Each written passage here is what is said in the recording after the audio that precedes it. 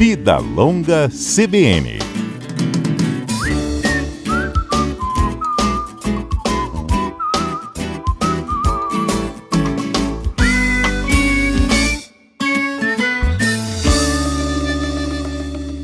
Doutor Alexandre, bom dia para o senhor. Bom dia, Patrícia, bom dia aos ouvintes. A gente tem acompanhado nesses últimos dias, as notícias a respeito do nosso rei, o Pelé, que não está respondendo mais ao tratamento quimioterápico e está sob os cuidados paliativos, como a gente tem ouvido muito, a expressão também muito utilizada para as pessoas que têm problemas de câncer. E aí vem a dúvida em cima da questão.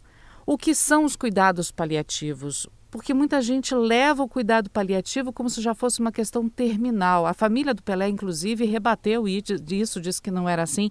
Vamos explicar então para o nosso ouvinte o que são os cuidados paliativos, doutor? Patrícia, os cuidados paliativos são, na verdade, uma abordagem ampla por uma equipe multiprofissional a qualquer pessoa, A gente está habituado a ver pessoas com câncer em situações que ameaçam a continuidade da vida, mas qualquer paciente de qualquer idade que enfrenta uma doença potencialmente fatal, ela merece receber uma atenção paliativa no sentido amplo e mais atual. O conceito de cuidado paliativo ele vem de proteger, de amparar, de dar alívio, prevenir o sofrimento humano, não só do paciente, mas dos familiares, não só os sintomas físicos, mas também a parte social, psicológica e espiritual.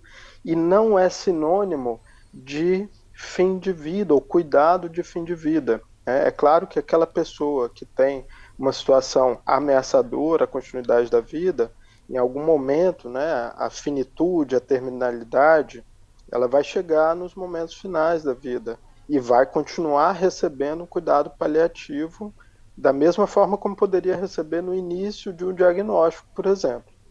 Então, esse cuidado ele pode e deve ser prestado precocemente nas fases iniciais das condições de saúde que ameaçam a vida, não só na fase final, nos momentos finais da vida daquela pessoa. Ótimo isso que o senhor falou, porque a impressão que normalmente as pessoas têm é que esses cuidados paliativos só começam quando a pessoa não tem mais um diagnóstico de cura. Mas não, desde o início do diagnóstico da doença já se pensa também em cuidados paliativos para dar conforto a essa pessoa enquanto ela faz o tratamento dela? Exatamente, Patrícia. A ideia, a filosofia é que uma abordagem traga o conforto, o máximo de qualidade de vida. Esse é o objetivo maior. E, como você bem disse, a pessoa não precisa estar no momento que não tem mais uma proposta curativa. Uma coisa não exclui a outra. Isso é um conceito antigo, que já é defasado, de que era sinônimo de quando a pessoa não tinha mais um tratamento modificador da doença. Que é o caso do câncer, por exemplo, quando a pessoa já não tem mais proporcionalidade do ponto de vista ético, por exemplo, que uma quimioterapia faça mais mal do que bem aquele paciente, ou que aquela pessoa não tolere, ou que um médico, ou a equipe médica, a equipe multiprofissional perceba que se faça muito mais mal do que bem, Seria antiético e desproporcional eu fazer um tratamento para uma pessoa pensando que pode causar mais sofrimento, seja ela o Pelé, a rainha da Inglaterra, ou qualquer pessoa da nossa própria família. Então, a ideia é que as medidas sejam proporcionais, que tragam conforto em todas as fases do processo do adoecimento e não só do paciente, da família também. Aqui eu ressalto um ponto importante, que é um conceito bem técnico, específico da medicina e da oncologia. No caso do câncer, a pessoa ela pode e deve receber o cuidado paliativo concomitante, ou seja, ao mesmo tempo que ela recebe um tratamento como, por exemplo, a quimioterapia, a radioterapia. Ela pode receber um alívio da dor, um alívio de um sintoma físico, enfim, sintomas de saúde mental e por aí vai. Então, a abordagem, quando fala assim, o Pelé está em cuidado paliativo exclusivo, seria um termo bem técnico, que não quer dizer necessariamente que ele esteja nos momentos finais. a notícia, né, que surgiu é de que ele não faria mais sentido ele receber um tratamento específico para a doença. Isso não quer dizer que ele vai ser abandonado, deixado de lado, né, de forma alguma. Pelo contrário, o cuidado é ainda maior para aliviar os sintomas, aliviar o sofrimento, qualquer que ele seja. O senhor tocou num ponto importante, que é a questão vamos usar, por exemplo, a quimioterapia, que foi o caso do Rei Pelé, mas o senhor já deixou claro que outras tantas doenças podem também levar a cuidados paliativos, né? Desde o início do seu tratamento, do diagnóstico e do tratamento. Mas vamos levar em consideração o câncer e essa situação em que a quimioterapia já não traria mais resultados para o Pelé. A família... como é que a família lida com esse tipo de diagnóstico? Ela pode simplesmente dizer, não, vamos insistir, vamos continuar, porque por causa desse pensamento mesmo do fim da vida, né? Paliativo fim da vida, não, vamos insistir, não continua, não tem uma quimioterapia diferente. A família passa por isso também, ou o próprio paciente passa por isso, tentando evitar o paliativo, porque tem essa ideia ainda arcaica de que ele é para o fim da vida? Ótima pergunta, Patrícia, porque é exatamente o que você acabou de falar, né? É uma ideia defasada, arcaica, no sentido de que fazer um tratamento qualquer que ele seja, uma intervenção, qualquer conduta, né? A gente fala aqui não só da parte médica, né? Toda abordagem multiprofissional, fisioterapia, nutrição, psicologia, enfermagem, não só no hospital, no consultório também.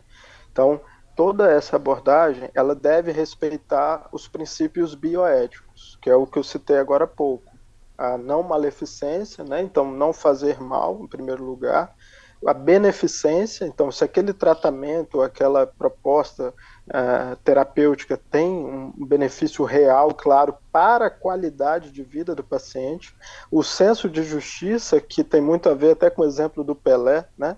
Se fosse o meu pai, se fosse o meu irmão, doutor Alexandre, se fosse a sua filha, o tratamento seria o mesmo para o Pelé, né? E o mais importante, que é algo bem moderno aí da ética, da bioética ocidental, que é a autonomia.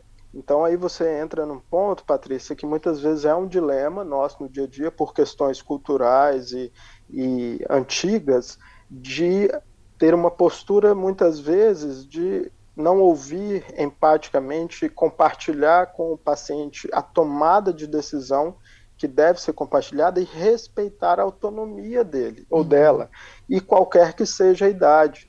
Então, independe se a pessoa, né, claro, uma criança pequena é um caso à parte, um idoso que não tenha mais discernimento, como no caso, por exemplo, do Alzheimer, é importante que a gente tenha um direcionamento. Quais são os princípios, os valores, os desejos, as preferências daquela pessoa, aquele ser biográfico?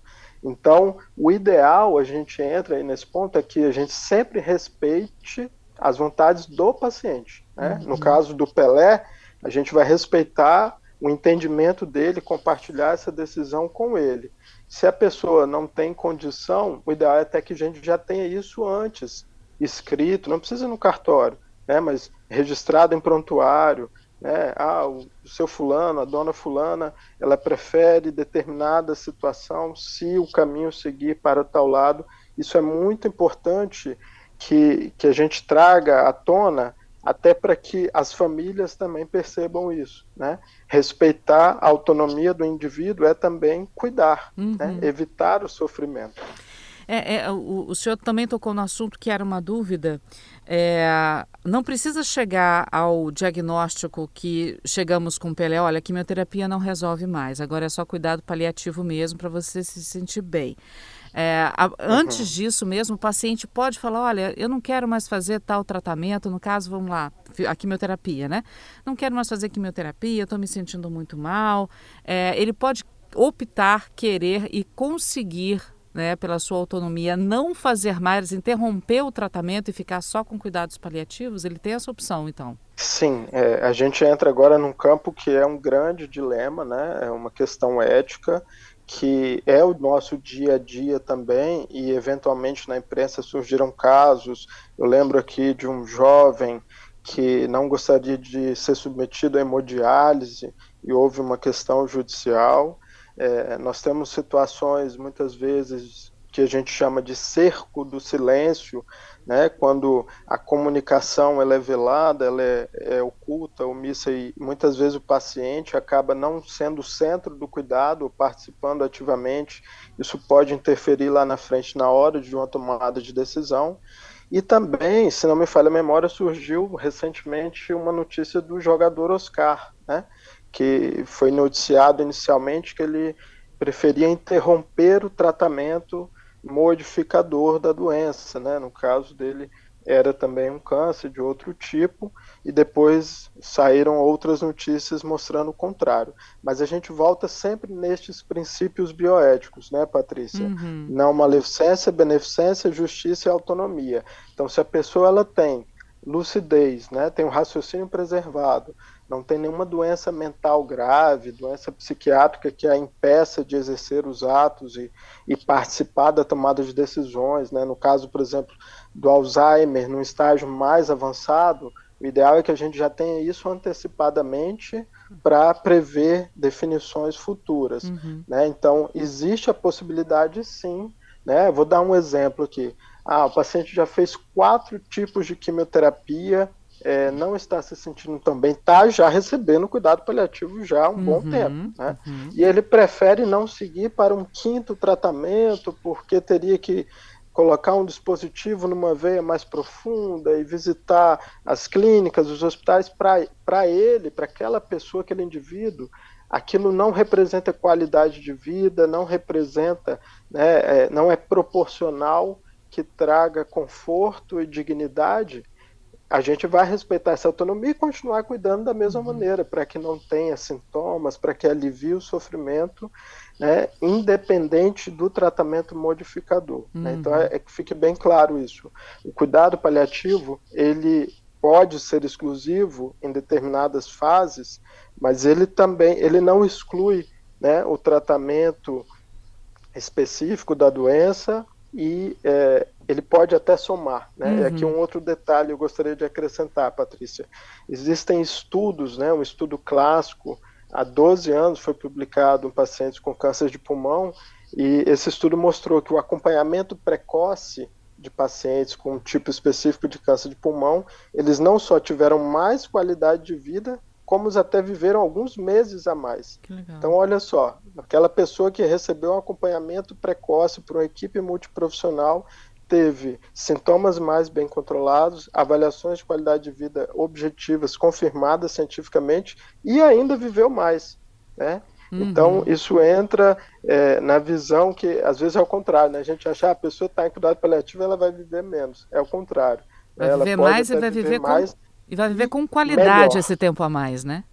Exatamente. Agora vamos lá, doutor. Falamos sobre o tratamento não surtir efeito, falamos sobre interromper o tratamento. Agora, a pessoa recebeu o diagnóstico de uma doença. Ela pode optar por só ficar com o tratamento paliativo e não fazer nenhum outro tipo de tratamento? Novamente, Patrícia, entra muito nessa questão da ética, né? Quando a pessoa ela tem uma condição de saúde que a gente considera, né, um estado clínico geral bom, a pessoa que estuda, que trabalha, faz tudo sozinha, que tem poucas comorbidades, né, que é um termo que a pandemia nos ensinou aí aos não leigos também, ou que tem alguma doença bem controlada, que não tem fragilidade, uma perspectiva de adoecer rapidamente. Quando a gente coloca na balança todos esses princípios bioéticos, então, num início de tratamento, né, numa perspectiva de a pessoa viver um tempo razoavelmente longo com qualidade, no início de um diagnóstico, o que faz mais sentido é a gente ir junto. A equipe de cuidados paliativos ou profissionais que tenham uma noção e abordem, né, o alívio do sofrimento junto de outros tratamentos. Né? E aí, repito, não só no caso do câncer, né? Eu citei aqui Alzheimer, citei a doença renal crônica, nós temos exemplos também de insuficiência cardíaca, né? Quando o coração da pessoa já funciona menos, ou também do enfisema, né? Que o termo técnico é a doença pulmonar obstrutiva crônica. Então, são exemplos não só do câncer, que a pessoa ela vai se beneficiar de várias medidas. eventualmente fisioterapia, vacina contra a pneumonia, acompanhamento nutricional, né, o Uhum. alívio de outros problemas de saúde que vão diretamente contribuir para que aquela pessoa viva bem, durma bem, se alimente bem. Então, é uma ideia muito ampla de que, quando a gente está falando de diagnóstico inicial, ela pode e deve receber o cuidado paliativo, mas geralmente nas fases iniciais, o sentido maior é que também tenha um tratamento específico da doença, né? Ou seja, exatamente aproveitando esse estado ainda bom de saúde da pessoa, é que o tratamento conjunto com o paliativo vai fazer um pouco mais de efeito. Não adianta a pessoa querer ficar só com paliativo e quando ela piora o estado dela querer entrar num outro tratamento, porque aí o resultado já não vai ser o mesmo. É mais ou menos isso? É mais ou menos isso, Patrícia. Existe a parte técnica, né? Cada doença, cada conjunto de comorbidades, a prioridade daquele momento, né? Então, eventualmente, o paciente pode ter uma infecção pulmonar, como peléu, pode ter uma diarreia, pode ter Covid, dengue. Isso pode representar uma ameaça, uma piora momentânea, mas que seja potencialmente irreversível, né? Uhum. Que seja proporcional, no caso, por exemplo, até do Pelé que foi noticiado, é que ele está no quarto. Então, o que faz sentido ali naquele momento? Né? Medidas mais agressivas, artificiais, invasivas, não é o que parece do que foi noticiado. Uhum. Então, numa fase inicial, numa fase média e do curso esperado da história natural, né, daquela pessoa, a tendência é que a gente tenha essa proporção, né, de alívio de sintomas de tratamento modificador, de uma forma isso vai mudando bem dinamicamente ao longo do tempo. E aí a Uhum. gente entra aqui, eu queria acrescentar também, Patrícia, talvez essa seja uma dúvida das pessoas, e aquela pessoa que não quer, ou a equipe optou, né, e compartilhou essa decisão de não realizar medidas artificiais, medidas agressivas, invasivas. Isso geralmente ocorre nas fases finais da vida, né? Quando a pessoa, por exemplo, não tem perspectiva de novos tratamentos, a pessoa que já está muito debilitada, geralmente acamada a maior parte do tempo.